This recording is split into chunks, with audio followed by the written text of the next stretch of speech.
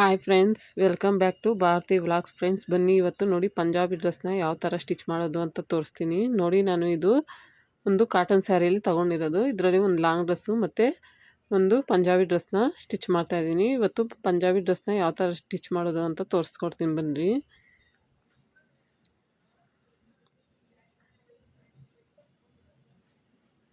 ನೋಡಿ, ನಾನು dress length ಬಂದು 36 ತೊಗೊಂಡಿದ್ದೀನಿ. ನಿಮ್ಮ ಡ್ರೆಸ್ ಲೆಂತ್ ಎಷ್ಟಿದೆ ಅಷ್ಟು ತಗೊಳ್ಳಿ. ನೋಡಿ, ನಾನು ಇಲ್ಲಿ ಎಲ್ಲ ಯಾವ ಥರ ಬರ್ದಿಕ್ಕೊಂಡಿದ್ದೀನಿ, ಮೆಜರ್ಮೆಂಟ್ಸ್ ಎಲ್ಲ ಈ ಥರ ನೋಟಲ್ಲಿ ಬರ್ದಿಕ್ಕೊತೀನಿ. ನೋಡಿ, ಇವಾಗ 36 ಆಯಿತು.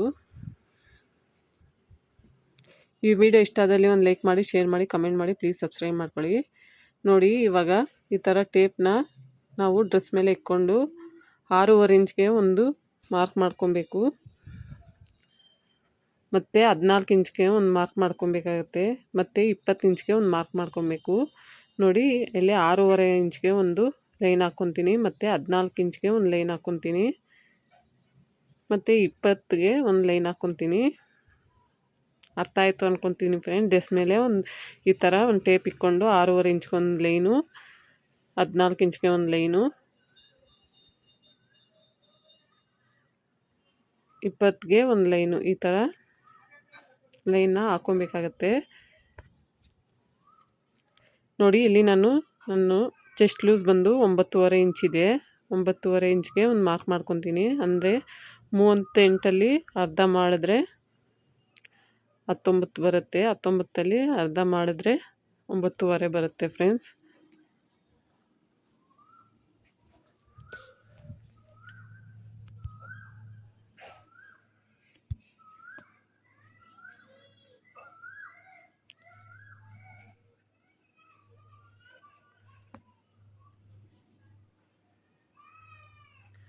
ಮತ್ತು ವೇಸ್ಟ್ ಲೂಸ್ ಬಂದು 32ಲಿ 4 ಡಿವೈಡೆಡ್ ಬೈ 4 ಮಾಡಿದ್ರೆ 8 ಬರುತ್ತೆ. ನಾವು ಈ 8 ಎಲ್ಲಿ ಬರುತ್ತೋ ಅಲ್ಲಿ ಒಂದು ಮಾರ್ಕ್ನ ಹಾಕ್ಕೊಬೇಕಾಗತ್ತೆ.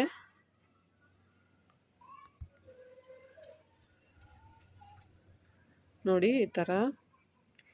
ಮತ್ತು ಹಿಪ್ ಲೂಸ್ ಪಾಯಿಂಟ್ ಬಂದು 40 ಇದೆ ಫ್ರೆಂಡ್ಸ್ ನಂದು. 40ಅಲ್ಲಿ ಡಿವೈಡೆಡ್ ಬೈ 4 ಮಾಡಿದ್ರೆ 10 ಬರುತ್ತೆ. ನಾನು 10ನ ಹತ್ರ ಒಂದು ಮಾರ್ಕ್ ಮಾಡ್ಕೊತೀನಿ. ಮತ್ತು ಈ ಥರ ಎಕ್ಸ್ಟ್ರಾ 2 ಇಂಚಸ್ಸು ಇಲ್ಲ 1.5 ಇಂಚಸ್ಸು ನೀವು ಮಾರ್ಕ್ ಮಾಡ್ಕೊಬೇಕಾಗತ್ತೆ ಎಕ್ಸ್ಟ್ರಾ ಸ್ಟಿಚ್ ಮಾಡೋಕ್ಕೆ.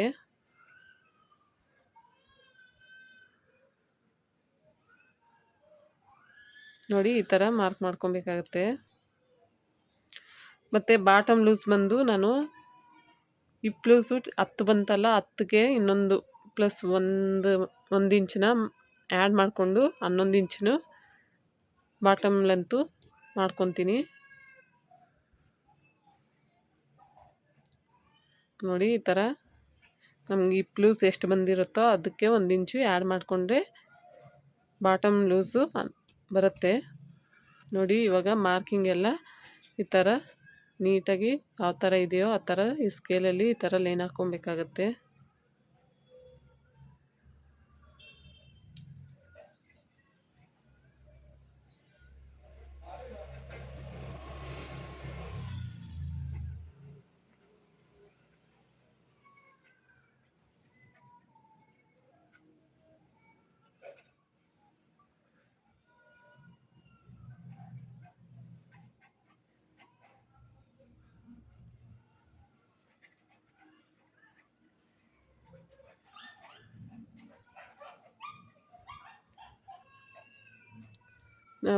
ಇವಾಗ ಶೋಲ್ಡರು ನೋಡಿ, ನಾನು 6 ಇಂಚ್ಗೆ ಮಾರ್ಕ್ ಮಾಡ್ಕೊತಾ ಇದ್ದೀನಿ. ನಿಮ್ಮ ಡ್ರೆಸ್ಸಲ್ಲಿ ಎಷ್ಟು ಬಂದರೆ ಅಷ್ಟು ಮಾರ್ಕ್ ಮಾಡ್ಕೊಳ್ಳಿ. ನಾನು 6 ಇಂಚ್ಗೆ ಮಾರ್ಕ್ ಮಾಡ್ಕೊತಾ ಇದ್ದೀನಿ.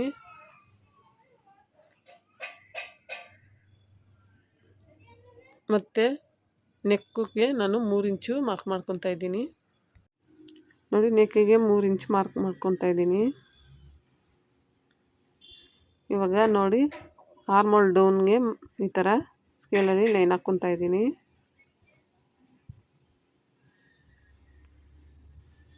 ಇವಾಗ ಇಲ್ಲಿಂದ ಇದು 6 ಇಂಚ್ ಇದೆಯಾ ಅಂತ ಚೆಕ್ ಮಾಡಿಕೊಂಡು ಇವಾಗ ನೋಡಿ, ಇಲ್ಲಿ ಒಂದು ಕಾಲಿಗೆ ಒಂದು ಮಾರ್ಕ್ ಮಾಡಿಕೊಂಡು ಇವಾಗ ಈ ಥರ ರೌಂಡ್ ಶೇಪ್ನ ಕೊಡ್ಕೊಬೇಕಾಗತ್ತೆ.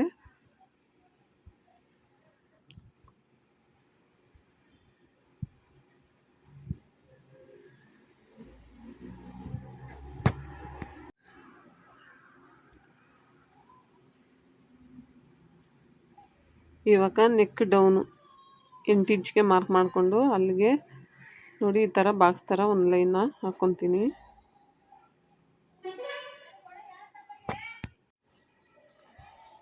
ನೋಡಿ ಈ ಥರ ಒಂದು ಲೈನ್ನ ಹಾಕ್ಕೊಬೇಕಾಗುತ್ತೆ.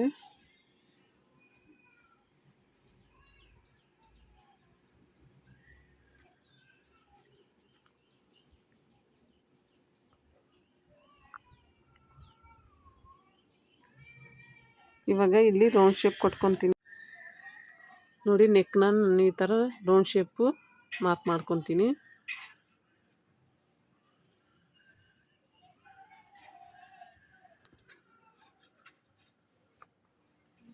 ನೋಡಿ ಫ್ರೆಂಡ್ಸ್, ನಾನು ಯಾವ ಥರ ಮಾರ್ಕ್ ಮಾಡ್ಕೊಂಡಿರ್ತೀನೋ ಅದೇ ಥರ ಕಟ್ ಮಾಡ್ಕೊತೀನಿ. ನೆಕ್ ಮಾತ್ರ ಕಟ್ ಮಾಡ್ಕೊಳಲ್ಲ. ಇವಾಗ ಫ್ರಂಟ್ ನೆಕ್ಕನ್ನು ನಾನು 6.5 ಇಂಚ್ಗೆ ಒಂದು ಮಾರ್ಕ್ ಮಾಡಿಕೊಂಡು ಅಲ್ಲಿಂದ ಒಂದು ಬಾಕ್ಸ್ ಥರ ಲೈನ್ ಮಾಡಿಕೊಂಡು ಅದಕ್ಕೂ ನಾನು ರೌಂಡ್ ಶೇಪನ್ನು ಕೊಡ್ತೀನಿ. ಮತ್ತು ಆರ್ಮೋಲ್ ಹತ್ರ ಈ ಥರ ಹಾಕ್ಕೊಂಡು 1/4 ಇಂಚ್ಗೆ ರೌಂಡ್ ಶೇಪ್ ಕೊಟ್ಕೊಂಡು ಅದನ್ನು ಕಟ್ ಮಾಡ್ಕೊತೀನಿ. ಇವಾಗ ಸ್ಲೀವು ನೋಡಿ ಒಂದು ಸೈಡು ಫುಲ್ಲು ನೀಟಾಗಿ ಕಟ್ ಮಾಡ್ಕೊಬೇಕು. ನೋಡಿ ಈ ಥರ ನೀಟಾಗಿ ಕಟ್ ಮಾಡ್ಕೊಬೇಕು, ಸ್ಟ್ರೈಟಾಗಿ ಕಟ್ ಮಾಡಿಕೊಂಡು ಇವಾಗ ನೋಡಿ ಫೋಲ್ಡಿಂಗ್ ನಮ್ಮ ಸೈಡ್ ಇರಬೇಕು, ಓಪನಿಂಗ್ ಆಪೋಸಿಟ್ ಇರಬೇಕು. ಈ ಥರ ಹಾಕ್ಕೊಂಡು ನೋಡಿ ಇವಾಗ ಲೆಂತು ನನಗೆ 9 ಇಂಚಿದೆ, ನೋಡ್ತಾ ಇರ್ಬೋದು.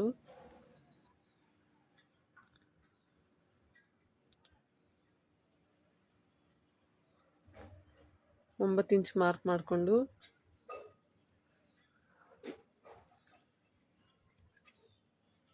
ನೋಡಿ ಈ ಥರ ಒಂದು ಲೈನ್ ಹಾಕ್ಕೊತೀನಿ.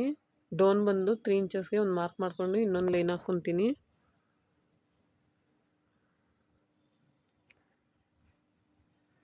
ನೋಡಿ ಇವಾಗ ಆರ್ಮಲ್ಲು ರೌಂಡ್ ಬಂದು ನನಗೆ 8 ಇಂಚ್ ಬಂದಿದೆ. ಅದೇ 8 ಇಂಚ್ಗೆ ಇಲ್ಲಿ ಮಾರ್ಕ್ ಮಾಡ್ಕೊತೀನಿ.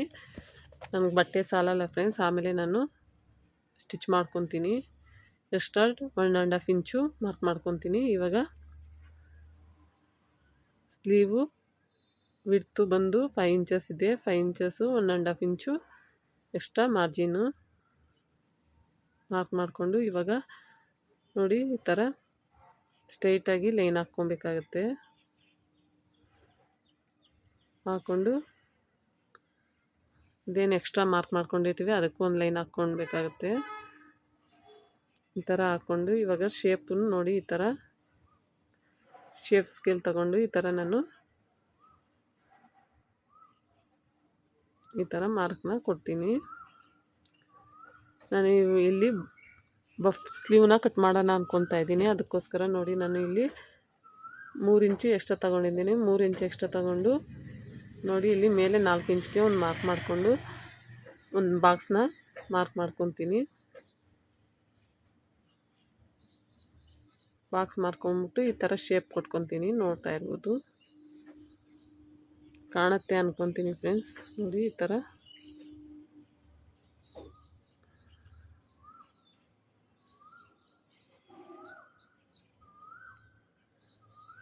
ಇವಾಗ ನಾವು ಯಾವ ಥರ ಮಾರ್ಕ್ ಮಾಡ್ಕೊಂಡಿರ್ತೀವೋ ಅದೇ ಥರ ಕಟ್ ಮಾಡ್ಕೊಬೇಕಾಗತ್ತೆ.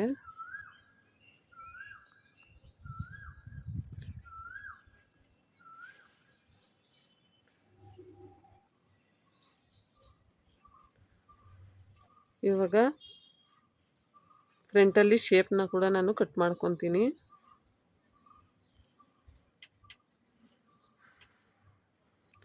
ನೋಡಿ ನಾನು ಇಲ್ಲಿ ಸ್ವಲ್ಪ ಕಟ್ ಮಾಡ್ಕೊತೀನಿ. ಇದು ಫ್ರಂಟು ಅಂತ ಗೊತ್ತಾಗಬೇಕು, ಅದಕ್ಕೋಸ್ಕರ ಸ್ವಲ್ಪ ಕಟ್ ಮಾಡ್ಕೊತೀನಿ. ಇವಾಗ ನೋಡಿ ನಾನು ಸ್ಯಾರೀಲಿ ಡ್ರೆಸ್ಗೆ ಎಷ್ಟು ಬೇಕೋ ಅಷ್ಟು ಕ್ಲಾತ್ನ ಕಟ್ ಮಾಡ್ಕೊಂಡಿದ್ದೀನಿ.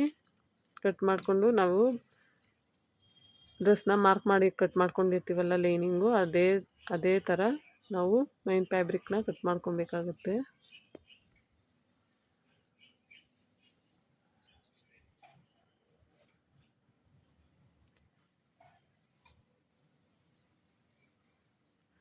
ನೋಡಿ ಇವಾಗ ನಾನು ನೆಕ್ನ ಯಾವ ಥರ ಹೊಲಿಯೋದು ಅಂತ ತೋರಿಸ್ತೀನಿ. ನಾನು ಇಲ್ಲಿ ಪಿನ್ಸ್ನ ಹಾಕ್ಕೊಂಡಿದ್ದೀನಿ. ಕೆಳಗಡೆ ಒಂದು ಲೈನಿಂಗ್ ಬಟ್ಟೆನ ಕೊಟ್ಕೊಂಡಿದ್ದೀನಿ. ಮೇಲೆ ಮೈನ್ ಫ್ಯಾಬ್ರಿಕ್ ಮೇಲೆ ಬರಬೇಕು, ಉಲ್ಟಾ ಬಂದು ಕೆಳಗಡೆ ಹೋಗಬೇಕು. ಆ ಥರ ಮೈನ್ ಫ್ಯಾಬ್ರಿಕ್ನ ಹಾಕ್ಕೊಂಡು ಅದ್ರ ಮೇಲೆ ಲೈನಿಂಗ್ ಹಾಕ್ಕೊತೀನಿ. ಲೈನಿಂಗ್ ಹಾಕ್ಕೊಂಡು ಇವಾಗ ನೆಕ್ ಸುತ್ತ ನಾವು 1/4 ಇಂಚ್ಗೆ ಸ್ಟಿಚ್ ಹಾಕ್ಕೊಂಬರ್ಬೇಕಾಗತ್ತೆ.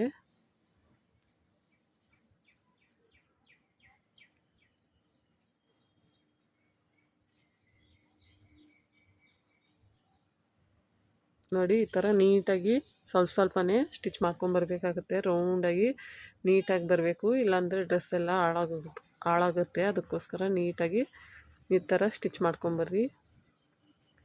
ಈ ವಿಡಿಯೋ ಇಷ್ಟ ಆದಲ್ಲಿ ಒಂದು ಲೈಕ್ ಮಾಡ್ಕೊಳ್ಳಿ ಫ್ರೆಂಡ್ಸ್. ಈ ಥರ ಮಾಡ್ಕೊಂಬತ್ತು ಇವಾಗ ಎಕ್ಸ್ಟ್ರಾ ಕ್ಲಾತ್ನೆಲ್ಲ ಕಟ್ ಮಾಡ್ಕೊತೀನಿ.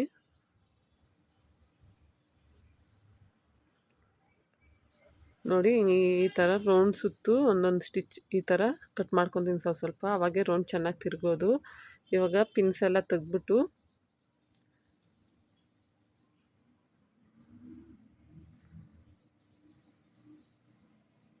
ಲೈನಿಂಗ್ ಉಲ್ಟಾ ಮಾಡಿ ಲೈನಿಂಗ್ ಮೇಲೆ ಒಂದು ಸ್ಟಿಚ್ ಹಾಕ್ಕೊಂಬರ್ಬೇಕಾಗುತ್ತೆ. ನೋಡಿ ತೋರಿಸ್ತೀನಿ ಯಾವ ಥರ ಅಂತ.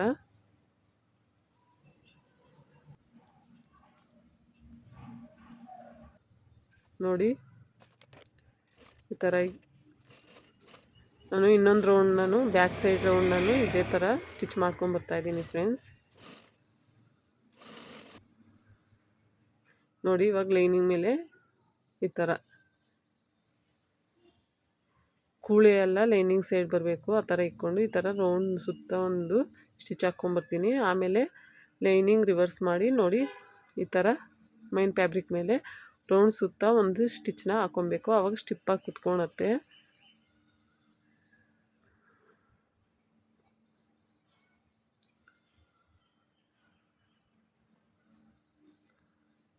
ನೋಡಿ ಎಷ್ಟು ಚೆನ್ನಾಗಿ ಬಂದಿದೆ ಅಂತ.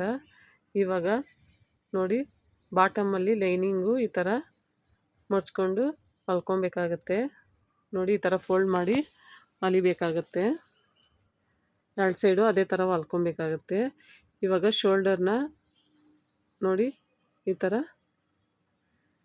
Lining main fabric stitch ಹಾಕ್ಕೊಂಬರ್ಬೇಕಾಗತ್ತೆ. ಸುತ್ತಾನು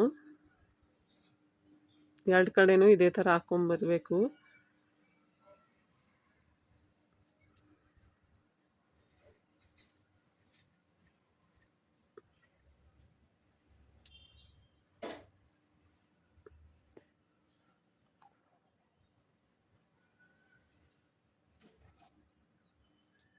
ನೋಡಿ ಇವಾಗ ಶೋಲ್ಡರ್ನ ಜಾಯಿಂಟ್ ಮಾಡ್ಕೊತಾ ಇದ್ದೀನಿ. ನೋಡಿ ನಾನು ಇನ್ನೊಂದು ಸ್ಟಿಚ್ ಹಾಕ್ಕೊತೀನಿ, 2 ಸ್ಟಿಚ್ ಹಾಕ್ಕೊಬೇಕು.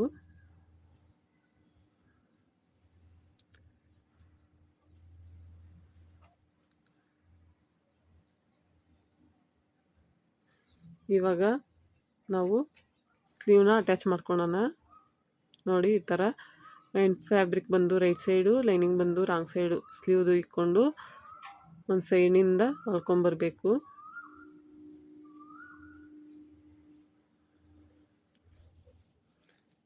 ಈ ಥರ ನೀಟಾಗಿ ಸ್ವಲ್ಪನೇ ಈ ಥರ ಎಳಿಬಾರ್ದು ಫ್ರೆಂಡ್ಸ್. ಬಟ್ಟೆನ ಲೂಸಾಗಿ ಇಟ್ಕೊಂಡು ಸ್ವಲ್ಪನೇ ಹೊಲ್ಕೊಂಬರ್ಬೇಕಾಗತ್ತೆ.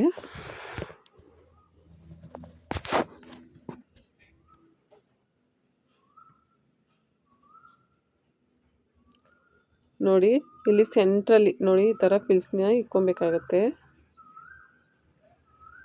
ಇನ್ನೊಂದು ಇಂಚ್ ಇದೆ ಅಂದಾಗ ಸೆಂಟರ್ ಪಾಯಿಂಟ್ ಇನ್ನೊಂದು ಇಂಚ್ ಇದೆ ಅಂದಾಗ ನೋಡಿ ಈ ಥರ ಸಣ್ಣದಾಗಿ ಒಂದು 2-3 ಫ್ರಿಲ್ಸ್ನ ಇಟ್ಕೊಬೇಕು, ಆವಾಗ ಬಫ್ಫು ಚೆನ್ನಾಗಿ ಬರುತ್ತೆ ಫ್ರೆಂಡ್ಸ್. ನೋಡಿ ತೋರಿಸ್ತಾ ಇದ್ದೀನಲ್ಲ, ಇನ್ನೊಂದು ಇಂಚ್ ಇದೆ ಸೆಂಟರ್ ಪಾಯಿಂಟು, ಅಲ್ಲಿ ನಾನು ಚಿಕ್ಕದಾಗಿ ಒಂದು 3 ಆ ಕಡೆ ಒಂದು 3 ಈ ಕಡೆ ಒಂದು 3 ಈ ಥರ ಫಿಲ್ನ ಇಟ್ಕೊತೀನಿ. ನೋಡಿ ಕಾಣಿಸ್ತಾ ಇರ್ಬೋದು ಅಂದ್ಕೊತೀನಿ. ಈ ಥರ ನೀಟಾಗಿ ಫ್ರಿಲ್ ಇಟ್ಕೊಂಬಂದು ಚೆಕ್ ಮಾಡ್ಕೊಬೇಕು ನಮಗೆ ಕರೆಕ್ಟಾಗಿ ಬಂದಿದೆ ಅಂತ. ಕರೆಕ್ಟಾಗಿ ಬಂದಮೇಲೆ ಈ ಥರ ನೀಟಾಗಿ ಹೊಲ್ಕೊಂಬಂದ್ಬಿಡ್ಬೇಕು.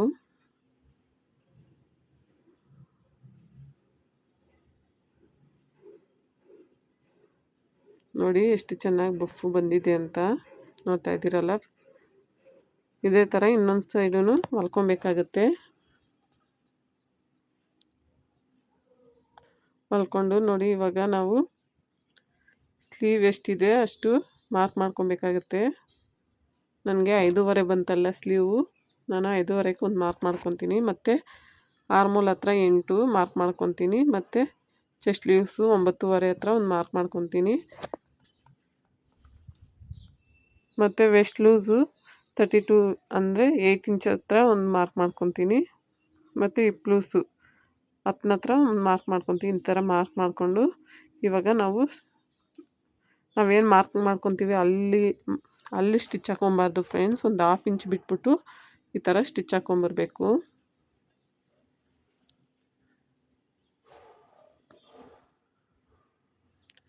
ನೀಟಾಗಿ ನೋಡಿ ಈ ಥರ ಇಟ್ಕೊಂಡು ನೀಟಾಗಿ ಸ್ಟಿಚ್ ಹಾಕ್ಕೊಂಬರ್ರಿ.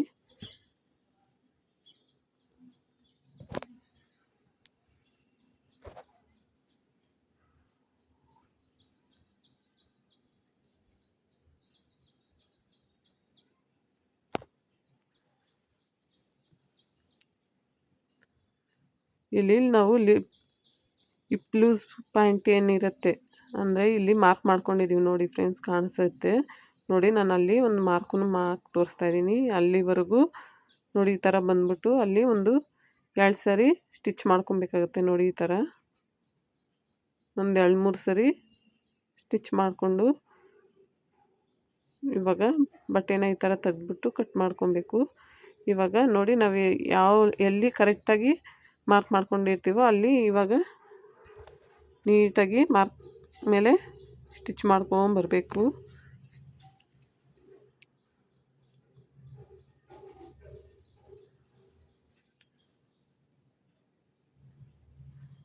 ಬಂದು ನಾವು ಫಸ್ಟ್ ಏನು ಸ್ಟಿಚ್ ಹಾಕಿರ್ತೀವಿ ನೋಡಿ ಇಲ್ಲಿ ಅದ್ರ ಮೇಲೆ ಬರಬೇಕು ಲಾಸ್ಟಲ್ಲಿ. ನೋಡಿ ಕಾಣಿಸ್ತಾ ಇದೆ ಅನಿಸುತ್ತೆ. ನಾನು ಇನ್ನೊಂದು ಅದೇ ಥರ ಸ್ಟಿಚ್ ಹಾಕ್ಕೊಂಬಂದು ಸೇಮ್ ನಾವು ಲಾಸ್ಟಲ್ಲಿ ಎಲ್ಲಿ ಸ್ಟಿಚ್ ಹಾಕ್ಕೊಂಡಿರ್ತೀವೋ ಅಲ್ಲೇ ಸ್ಟಿಚ್ ಹಾಕ್ಕೊಬೇಕಾಗತ್ತೆ. ಅದ್ರ ಮೇಲೇ ಸ್ಟಿಚ್ ಬೀಳೋ ಥರ ನಾವು ನೋಡಿ ಈ ಥರ ಮಾಡ್ಕೊಬೇಕಾಗತ್ತೆ. ಇವಾಗ ನೋಡಿ ಇಲ್ಲಿ ಲಾಸ್ಟಲ್ಲಿ ಈ ಥರ ಬಾಟಮ್ನಿಂದ ಈ ಥರ 1 ಇಂಚ್ ಬಿಟ್ಟಿರ್ತೀವಲ್ಲ ಅದಕ್ಕೆ ನೋಡಿ ಈ ಥರ ಮಡಚಿ ನೀಟಾಗಿ ಎಳಿಬಾರ್ದು ಫ್ರೆಂಡ್ಸ್. ನೀಟಾಗಿ ಈ ಥರ ಮಡಚಿ ಸ್ವಲ್ಪನೇ ನೀಟಾಗಿ ಡ್ರೆಸ್ನ ಶೇಪ್ನ ನಾವು ಹೊಲ್ಕೊಂಬರ್ಬೇಕಾಗತ್ತೆ. ಸೈಡಲ್ಲಿ ಬರುತ್ತಲ್ಲ ಶೇಪು ಅದನ್ನು ನಾವು ಈ ಥರ ನೀಟಾಗಿ ನೋಡಿ ಕೆಳಗಡೆನಿಂದ ಹೊಲ್ಕೊಂಬರ್ಬೇಕು, ಮೇಲಿನಿಂದ ಯಾವತ್ತೂ ಹೊಲಿಬಾರ್ದು ಫ್ರೆಂಡ್ಸ್. ನೋಡಿ ಈ ಥರ ನೀಟಾಗಿ 1 ಇಂಚು ಅಂದರೆ 1 ಇಂಚ್ಗೆ ನೀಟಾಗಿ ಈ ಥರ ಮಡ್ಚ್ಕೊಂಡು ಎಲ್ಲಿ ಎಳಿದಿರ ಈ ಥರ ನೀಟಾಗಿ ಮಡ್ಚ್ಕೊಂಡು ಬಂದು ಹೊಲಿಗೆ ಹಾಕ್ಕೊಂಬರ್ಬೇಕಾಗತ್ತೆ. ಅದು ಸೈಡಲ್ಲೇ ಹಾಕ್ಕೊಂಡು ನೋಡಿ ಇಲ್ಲಿ ಬಂದು ನೀಡಲ್ನ ಇಳಿಸಿ ಹ್ಯಾಂಡಲ್ನ ಎತ್ತಿ ಈ ಥರ ತಿರ್ಸ್ಕೊಬೇಕಾಗತ್ತೆ.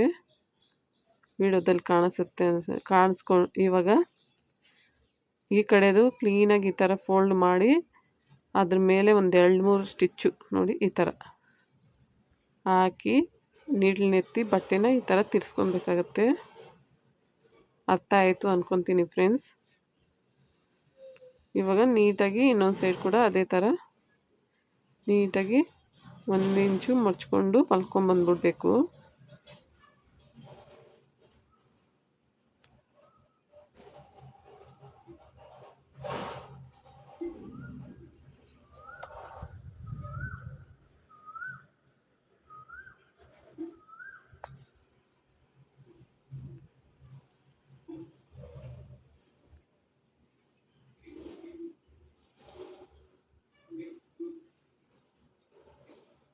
ಇವಾಗ ಹೊಲ್ಕೊಂಬಂದ್ಬೇಕಲ್ವ ಇನ್ನೊಂದು ಸೈಡು ನೋಡಿ ಈ ತುದೀಲಿ ಇನ್ನೊಂದು ಸ್ಟಿಚ್ನ ಹಾಕ್ಕೊಂಬರ್ಬೇಕಾಗತ್ತೆ.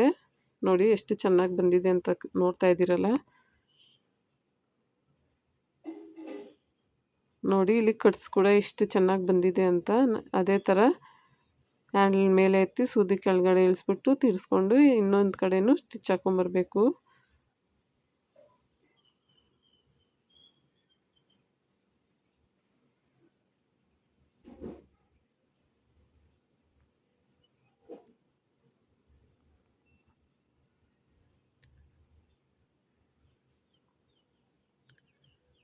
ಓಕೆ ಫ್ರೆಂಡ್ಸ್, ನೋಡೋದಲ್ಲ ಎಷ್ಟು ಚೆನ್ನಾಗಿ ಸೈಡಲ್ಲಿ ಸ್ಟಿಚ್ ಮಾಡ್ಕೊಳ್ಳೋದು ನೋಡಿ ಎಷ್ಟು ಚೆನ್ನಾಗಿ ಬಂದಿದೆ. ವಿ ಶೇಪ್ ಥರ ಬಂದಿದೆ ನೋಡ್ತಾ ಇದ್ದೀರಲ್ಲ. ನೀವು ಕೂಡ ಇದೇ ಥರ ಟ್ರೈ ಮಾಡಿ. ನಾನು ಇನ್ನೊಂದು ಸೈಡ್ ಕೂಡ ಇದೇ ಥರ ಸ್ಟಿಚ್ ಮಾಡ್ಕೊಂಡು ನೋಡಿ ಇವಾಗ ಫಿನಿಶಿಂಗ್ ಎಷ್ಟು ಚೆನ್ನಾಗಿ ಬಂದಿದೆ ಅಂತ ನೋಡ್ತಾ ಇದ್ದೀರಲ್ಲ. ಓಕೆ ಫ್ರೆಂಡ್ಸ್, ಈ ವಿಡಿಯೋ ಇಷ್ಟ ಆದಲ್ಲಿ ಒಂದು ಲೈಕ್ ಮಾಡಿ ಸಬ್ಸ್ಕ್ರೈಬ್ ಮಾಡ್ಕೊಳ್ಳಿ.